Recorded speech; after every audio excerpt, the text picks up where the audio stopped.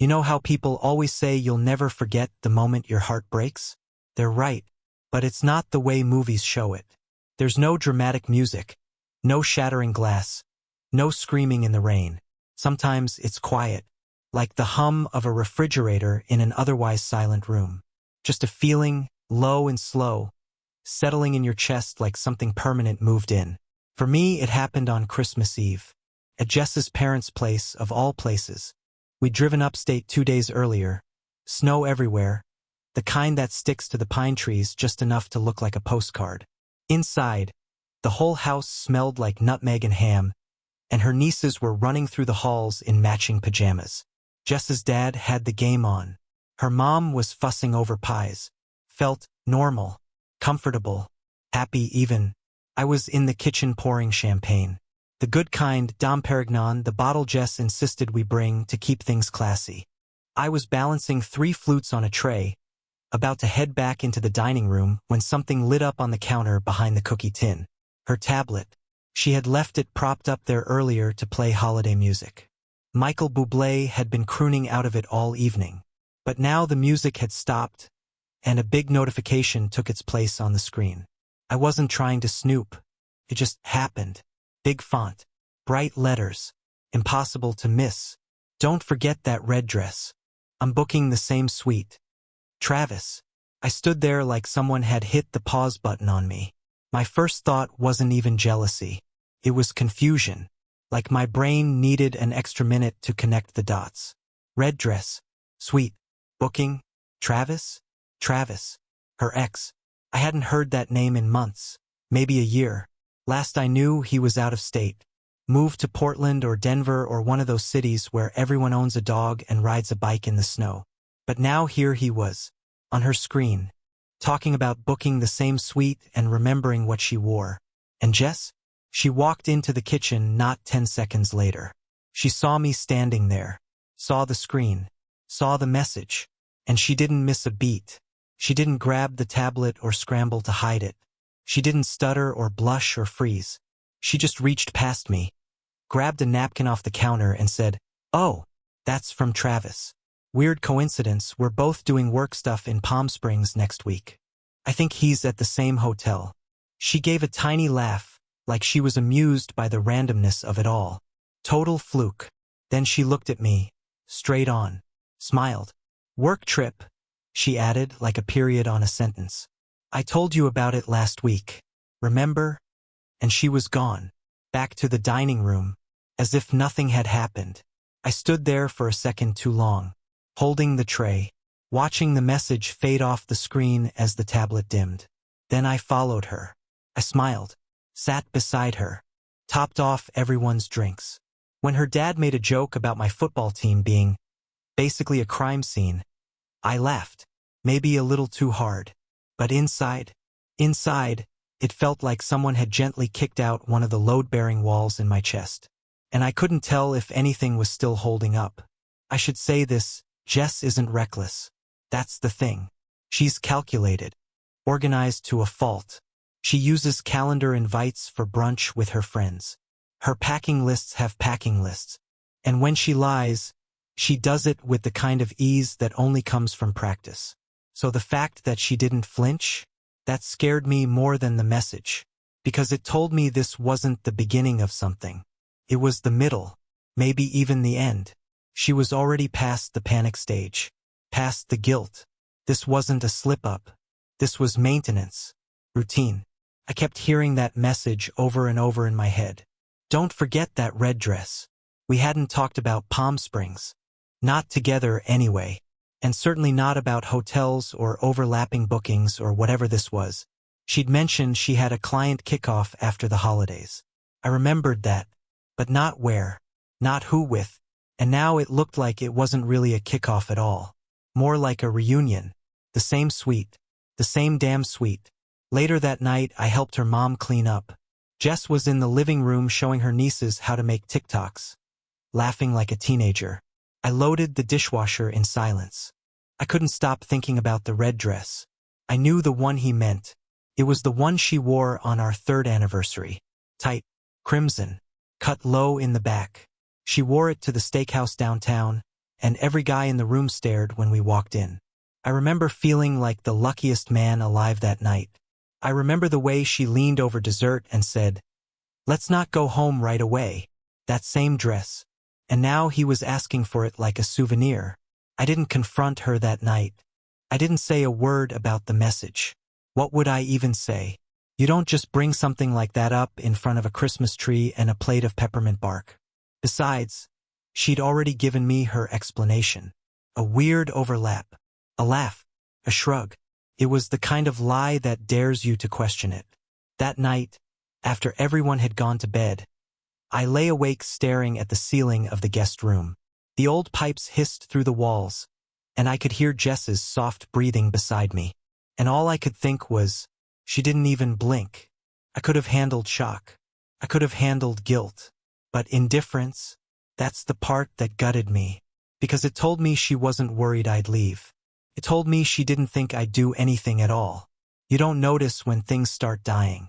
Not at first. You wake up next to the same person. You brush your teeth, make the coffee, joke about traffic or weather or politics, and you think we're good. Everything's fine. Until one day you realize you've been having the same 3 conversations on loop, and every laugh you hear sounds slightly off. That's how it was with Jess. No fights, no big blow-ups, just a slow fade, a hollowing.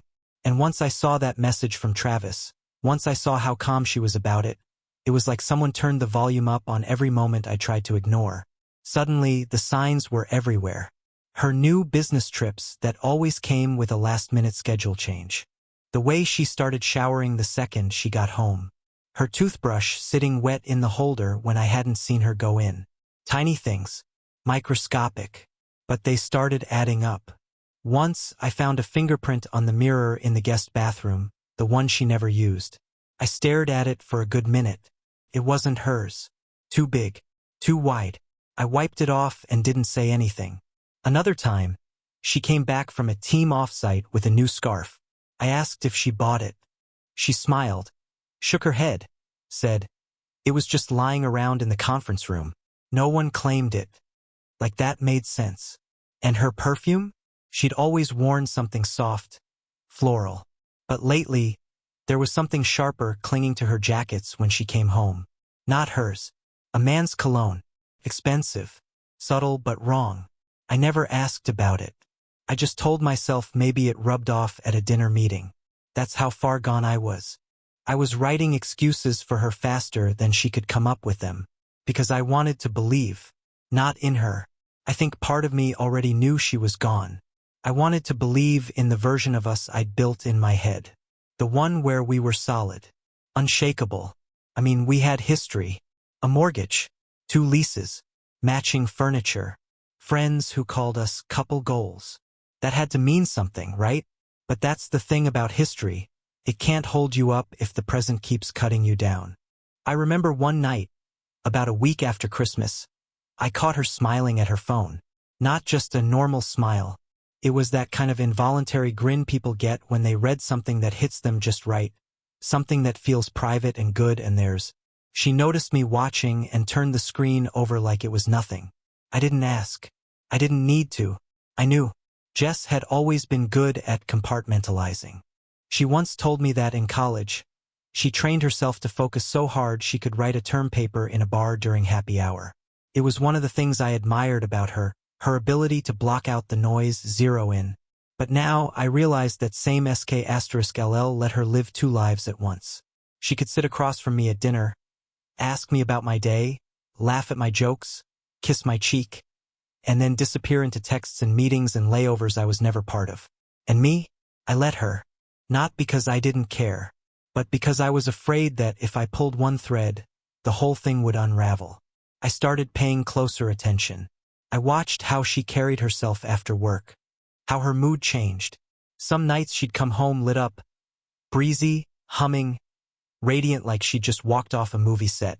Other nights she was drained, distracted, short-tempered. I asked her once, "Rough day?" She blinked, then nodded. "Yeah, client drama. You know how it is." But the thing is, I do know how it is. We work in the same industry. I know what a tough client looks like. And I know what it doesn't. What I saw on her face wasn't frustration. It was guilt. Or maybe its emptier cousin, regret. It's hard to explain how it feels to look at someone you love and know they're hiding a whole second life behind their smile. It's like trying to read a book in a language you used to know, but now all the pages are blurred and the words are out of order. You recognize the rhythm, but the meaning is gone. The thing about Jess is, she used to talk in details. She'd tell me about her coworkers, their annoying habits, their kids, their divorces. She'd vent for hours. I used to know what kind of pen her manager liked, which in turn overused emojis who brought what to the potluck. But then the names disappeared. The stories thinned out.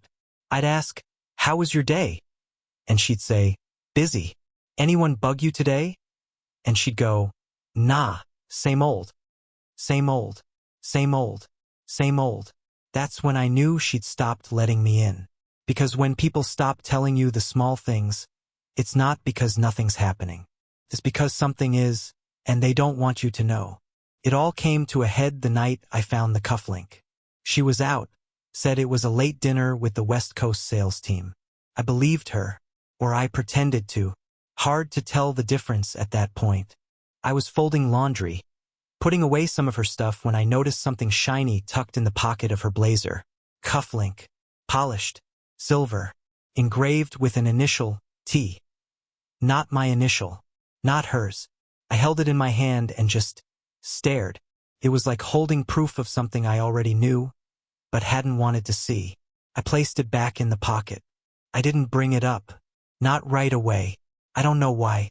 Maybe I wanted to give her a chance to come clean. Or maybe I wanted to pretend I hadn't seen it, because if I hadn't seen it, maybe it wasn't real yet. But it was. It was all real. And the worst part? She wasn't even trying that hard to hide it anymore. When I look back, I don't think Jess stopped loving me all at once. I think she started drifting slowly, inch by inch, excuse by excuse, until one day she was just gone. Still living in our house. Still wearing my t-shirts to bed. But mentally, emotionally, already somewhere else. Already with someone else. The message from Travis? That wasn't the spark. That was just the flashlight that let me see the wreckage. She'd been gone for a while. I just hadn't let myself admit it. But now I saw it all. The fingerprints. The laughter in the bathroom after late-night calls. The new lingerie tags in the trash. The receipts she thought I wouldn't notice. It wasn't one mistake. It was a pattern. A second life. And me? I wasn't part of it. I was just the placeholder. The safety net. The guy she came home to when the lights went off. That was the moment I stopped hoping she'd come back.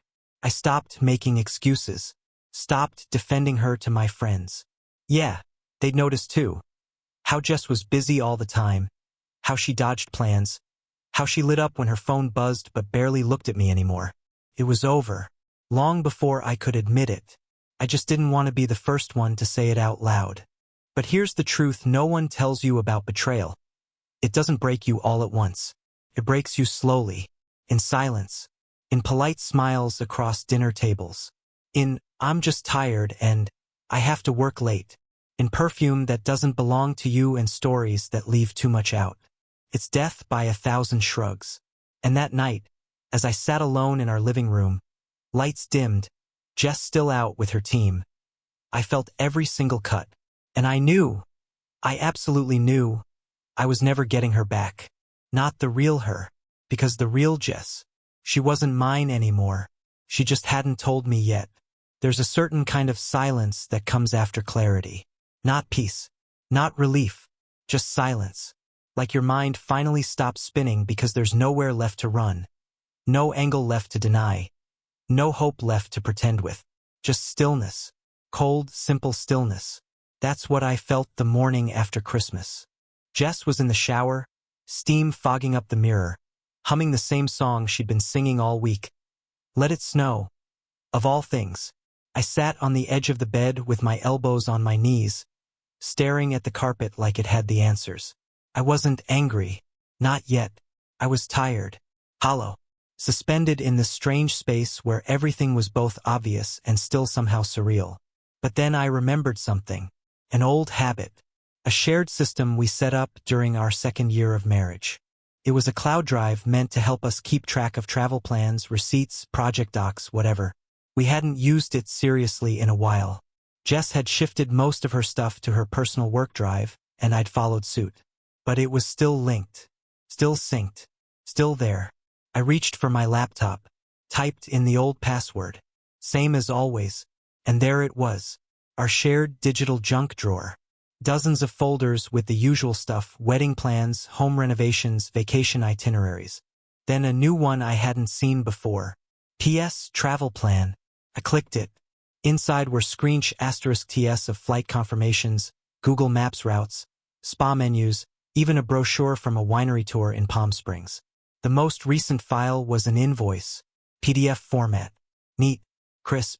I opened it. Reservation confirmation, Desert Haven Resort. Guest name, Jessica Whitman Taylor. Length of stay, 4 nights. Room type, luxury king suite. Occasion, romantic New Year's experience package. Guests 2. Special notes. Please have the room ready with rose petals and champagne. She'll love the red. I didn't move. My hand didn't even twitch. I just read it, line by line, over and over, until it felt like a language I no longer understood.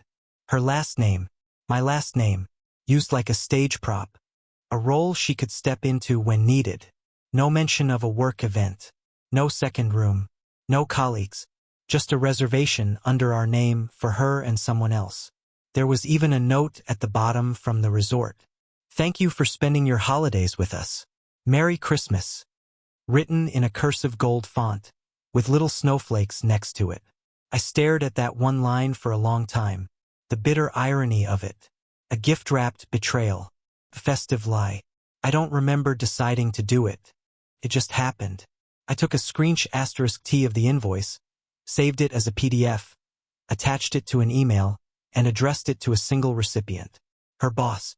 Subject, expense irregularity, Palm Springs trip. Message body. Hi, I found this charge under our joint expenses. Please confirm if this aligns with internal travel policy. Happy holidays. No emotion, no accusation, no drama, just information. I hit send. Then I closed the laptop and sat there, listening to the water still running in the bathroom. Steam curling under the door. Her voice softly singing along. No clue, no guilt. And yet, in some way, I think she knew something was coming. People like Jess don't sing that loud unless they're trying to cover a noise they don't want to hear. She came out wrapped in a towel, her skin flushed pink from the hot water, phone in one hand, coffee in the other. You gonna be a hermit all day? She teased, brushing past me toward her dresser. It's the last day of vacation. Let's get brunch or something. I didn't respond. Not because I didn't want to, but because I genuinely didn't know how to make my mouth form words anymore. My body was in the room, but my mind was still frozen in that PDF file. Earth to Sam. I blinked. Yeah, brunch. Maybe. She smirked. Try to contain your enthusiasm. She got dressed, casual jeans, sweater, boots. Tossed her hair up like it didn't matter, like her whole life wasn't burning under her feet. Then she said, I've got to stop by the office later. Need to pick up some files. Won't be long. I nodded. She didn't kiss me goodbye. After she left, I started looking through everything. Not to hurt myself, honestly, I was already past that. I needed to see how long it had been going on. I needed the story she'd never tell me. The one hidden in the receipts and the routes and the names she never mentioned anymore. And I found it. Rideshare receipts going back 6 months. Lunches billed to client accounts that didn't exist. Calendar blocks labeled strategy sync during weekends. A recurring Thursday meeting with the same GPS location. A cafe 2 miles from Travis's apartment. And photos, God, the photos. She hadn't been careful. One album in her phone, backed up to the cloud, was titled December Weekend. A picture of a poolside drink. Her legs in the sun. A blurry photo of 2 glasses on a balcony.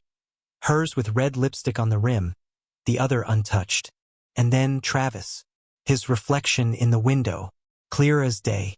I sat there for an hour, staring at everything, feeling nothing. Just data. Just math. One lie added to another.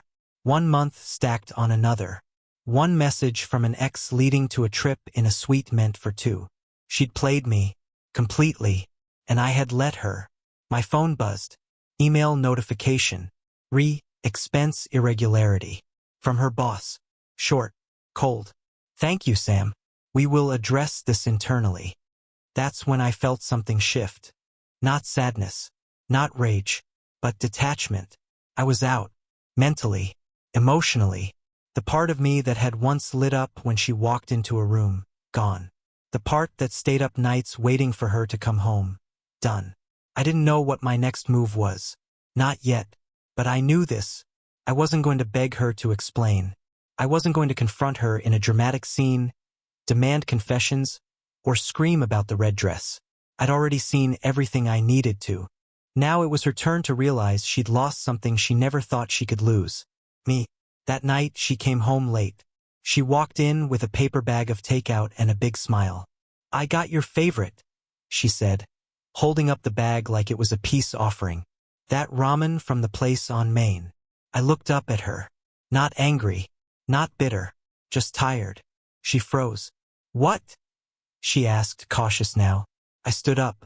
Walked past her. "I'm not hungry," I said. Behind me, I heard the rustle of the bag as she set it down. Heard the moment she checked her phone. Read the message. Felt the air change. I didn't stop. Didn't turn around. She didn't ask if I was okay. She already knew. I didn't say anything the next morning. And neither did she.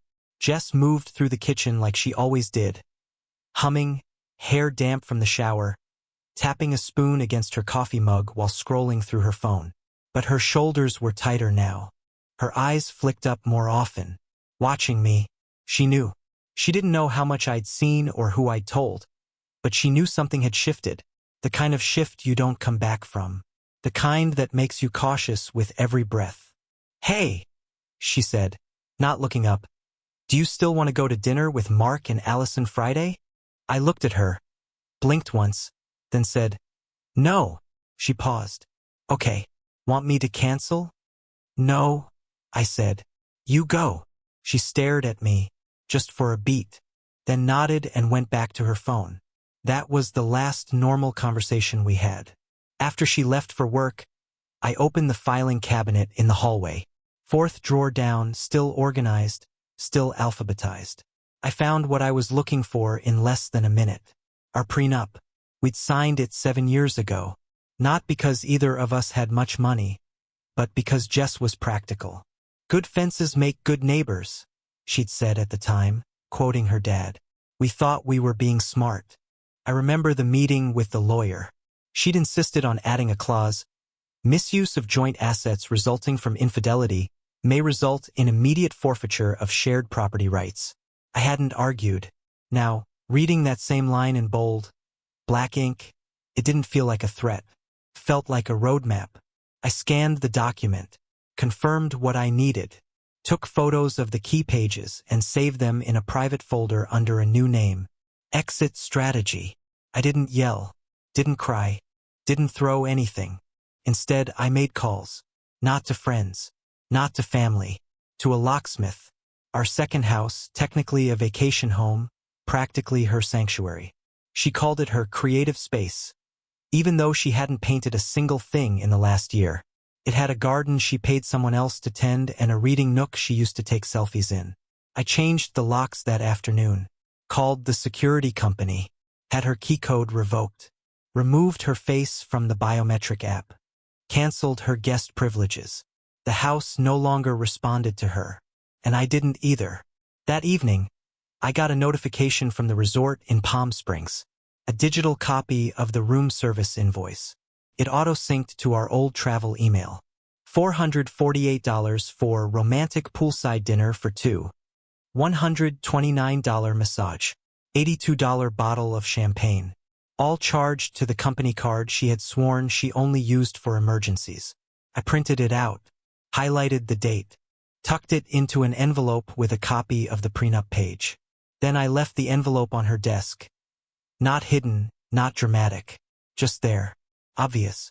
I didn't wait around to see when she'd find it. I went to the gym, lifted weights I hadn't touched in months, walked until my calves burned. And when I came home, she was already asleep, or pretending to be. The next day, everything went quiet. Too quiet. No music in the kitchen. No humming. No podcasts on speaker. Just silence. Jess didn't bring up the envelope. Didn't ask if I'd gone to the second house. But I could feel it like tension in a wire pulled tight. She was waiting. Not for the truth. She already knew I had it. She was waiting for the explosion. But I wasn't giving her that.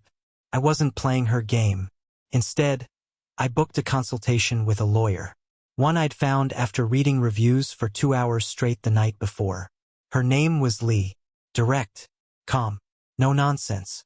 She read the prenup, looked at the receipts and said, "You'll be fine. This clause is enforceable. But you'll want to act before she tries to move anything into her name." "I've already changed the locks," I said. She raised an eyebrow. "Good. You're ahead of schedule." Lee told me to start documenting everything. Not just what I'd found, but her patterns, her expenses, her claims. She explained how this would unfold. Quietly, then quickly. I asked her, "How do people usually react when they realize the other person isn't going to fight?" She smiled. "They panic." That night, Jess got home earlier than usual. She lingered in the doorway, watching me on the couch, waiting for a sign, a greeting, a confrontation, something. I said nothing. She cleared her throat. "Hey, I think we should talk." I muted the TV. "About what?" She hesitated. "Just everything. I feel like we've been weird lately." I looked at her for a long second, then said, "Yeah, we have." She swallowed hard. "I don't want to lose us, Sam." I nodded slowly, then unmuted the TV and turned back to the screen. She stood there for a minute, waiting for something else, but there wasn't anything left. That weekend, her job called her in for a meeting. Unscheduled. Friday morning. She left the house in a rush, trying to seem composed but clearly shaken. She didn't say where she was going. Didn't even lie. Just said, "I have to run." I didn't ask. But I knew. I pictured her walking into that meeting, where someone had printed the same reservation confirmation I found, where someone had pulled security footage, where someone had found Travis's name on the guest registry, checked the dates, matched the times, corporate cards, leave trails. And Jess? She left them everywhere. By noon, she was locked out of her work email.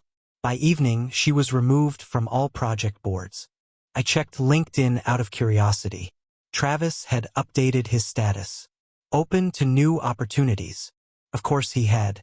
Saturday, Jess drove to the second house. She texted me twice from the gate. "My code isn't working.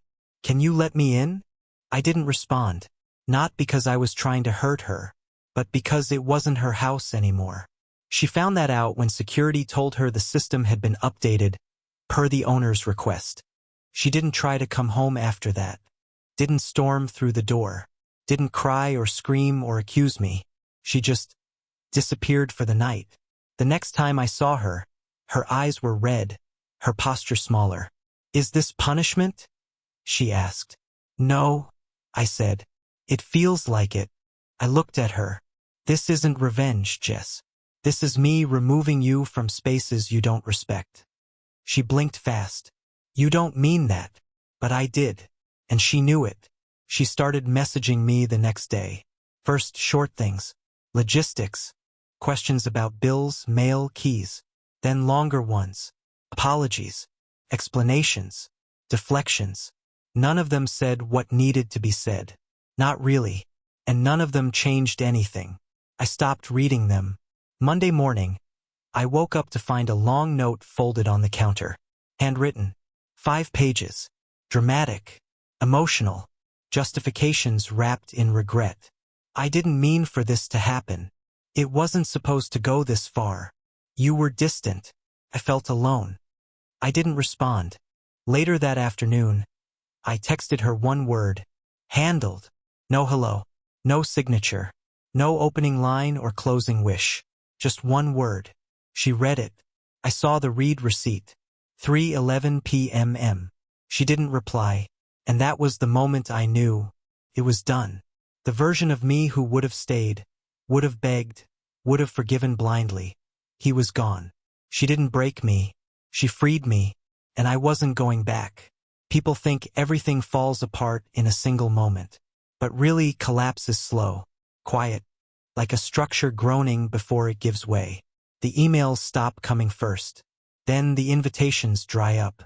Then you look around and realize the whole world you built was held together by convenience and pretense. And now that it's inconvenient to know you, it's all gone. That's what happened to Jess. One slow, humiliating piece at a time. It started with the meeting. She told me about it after. Or tried to. Walked into the kitchen late that night. Still in the same blazer she'd left in. Mascara smudged. Jaw locked. They suspended me, she said flatly. I nodded. Makes sense. She blinked at that, caught off guard. Like she expected me to be outraged on her behalf. To stand up and say this was unfair, that they had no right. But I didn't. Because they did. What exactly did they say? I asked. She paused. That they needed to investigate inappropriate expense claims. That there were questions about boundaries. And what did you say? Jess hesitated. I told them it was a misunderstanding. I gave a small nod. And Travis. Her eyes flinched. He wasn't mentioned, she said. But he's not answering my texts. I didn't say anything. I didn't need to. The next day, I got a message from one of her colleagues. Someone we'd had over for drinks once. Friendly, a little nosy.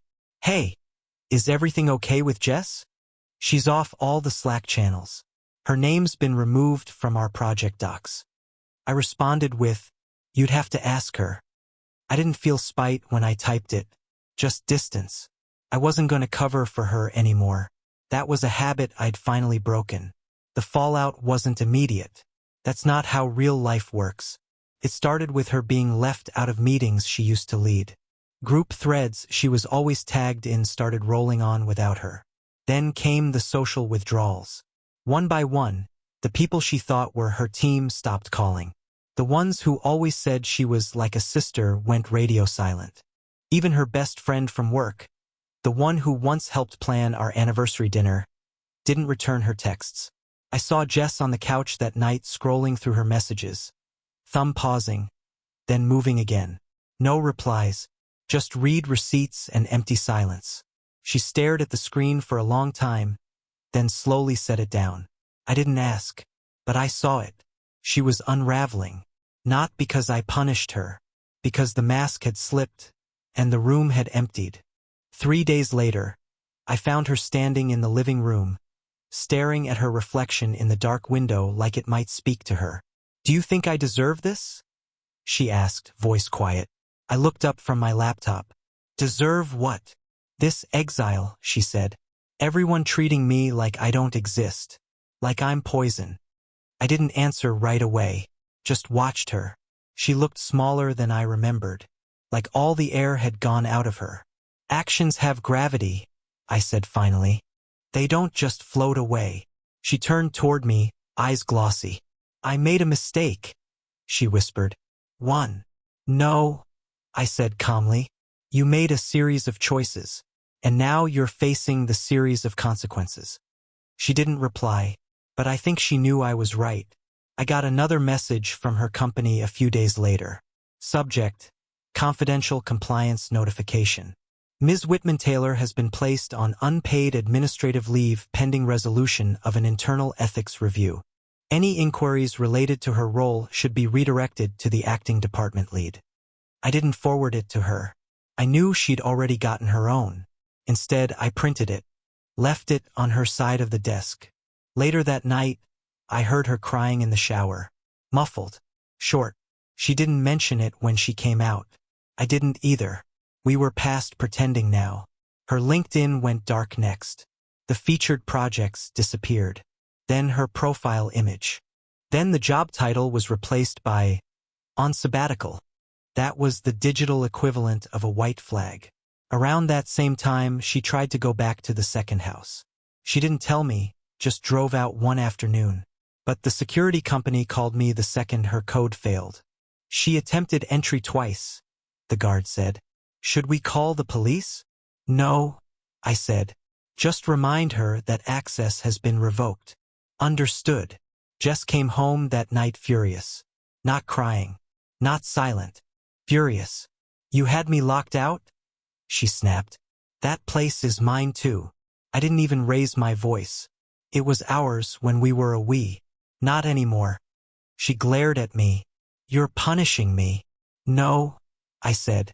I'm drawing boundaries. There's a difference. You're enjoying this. I stood up slowly, leveled my gaze at her. I gave you years of safety, I said. I gave you trust. You cashed it out for a hotel suite and lies. This isn't revenge, Jess. This is me reclaiming my space. She didn't speak, just grabbed her bag and left again. The next day, she called her mom. I heard the whole thing from the other room. The hushed voice, the sudden sobbing, the frantic attempt to sound composed. She hadn't told her parents yet. I guess it's hard to explain losing everything when you've spent years convincing everyone you were winning. When she hung up, she sat on the edge of the bed for almost an hour, still, staring at nothing, like she was trying to rewind her life through silence. Her friend group cracked next. It started with Kate, the one she used to do yoga with every Sunday. I saw the text over Jess's shoulder. Hey, I think it's better if we take some space for now. No judgment, but I'm trying to stay out of the drama. Then came Lily, her old college roommate. Just heard what happened. I'm shocked, Jess. Needs some time to process. Then nothing. From anyone. I watched her shrink into herself. No more long calls. No more cackling laughter from the bathroom while she got ready. Just scrolling. Refresh. Scroll. Refresh again. Nothing. Travis vanished too. No replies. No calls. No apologies. Nothing. He disappeared the moment the consequences started showing up. Jess tried to play it cool at first. He's probably just giving me space. He's not a drama person. But I saw it in her eyes. He ghosted her. I checked LinkedIn one day just out of curiosity. His profile now said, "Seeking new opportunities." Funny how quick people change direction when their backup plan stops being fun. She finally confronted me one night. We were in the kitchen. She was drinking wine she didn't enjoy, barefoot in sweatpants that used to be mine. I know you hate me, she said.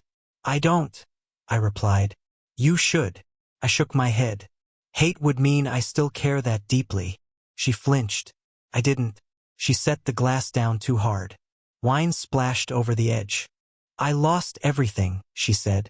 No, I said gently. You gave everything up. Tears welled up. Real this time. No acting. I thought I could control it, she whispered. That it wouldn't go this far. Everything feels controllable, I said. Until gravity kicks in. She stood there, trembling. Then finally asked the question I think she'd been dreading.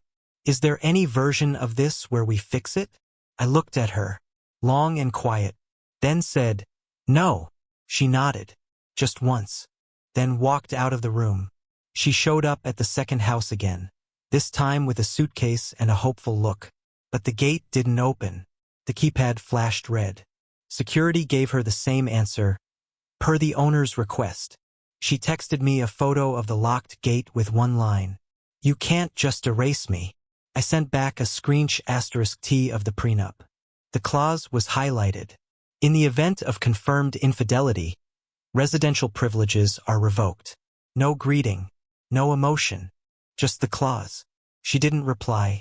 The place she called hers, where she curated the furniture, picked out every candle, claimed it as her creative space, was no longer accessible. No code, no key, no voice command. It was never really hers. It was ours until it wasn't. And just like that, everything she thought she controlled slipped through her fingers. All that remained was silence. She started sending long messages, first angry, then pleading. Apologies wrapped in memories, asking if I remembered the good times. I didn't respond. For days later, I sent one message. Handled. No punctuation. No hello. Just that. She read it. Reread it. probably stared at it for hours looking for meaning that wasn't there. But there was no rage, no cruel twist, no drama.